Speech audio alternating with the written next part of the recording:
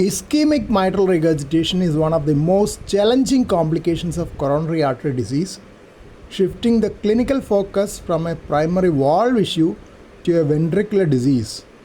It requires a nuanced lifetime management strategy because the regurgitation is a dynamic consequence of adverse left ventricular remodeling rather than intrinsic structural leaflet disease.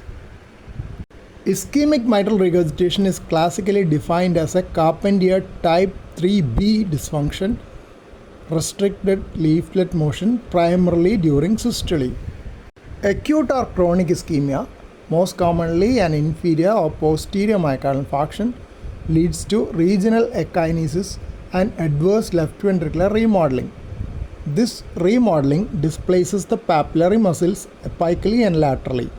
The resulting imbalance between the closing forces, diminished by LV dysfunction, and the tethering forces, increased by papillary displacement, prevents adequate leaflet coaptation.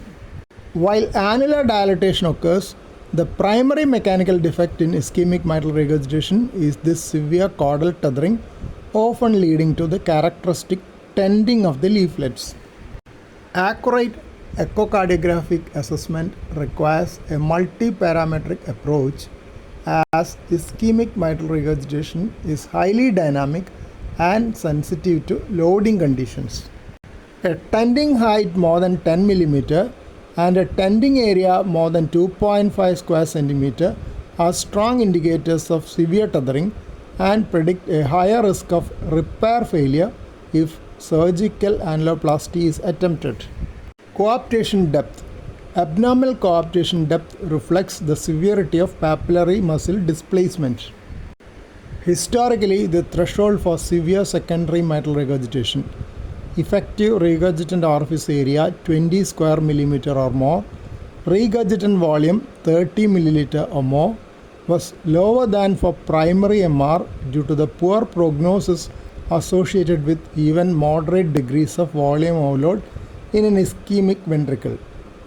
The concept of proportionate versus disproportionate MR is now essential when evaluating these parameters against the degree of left ventricular dilatation. The treatment landscape has shifted significantly over the last decade, moving away from a uniform surgical approach towards highly individualized strategies incorporating transcatheter options. Maximal guideline directed medical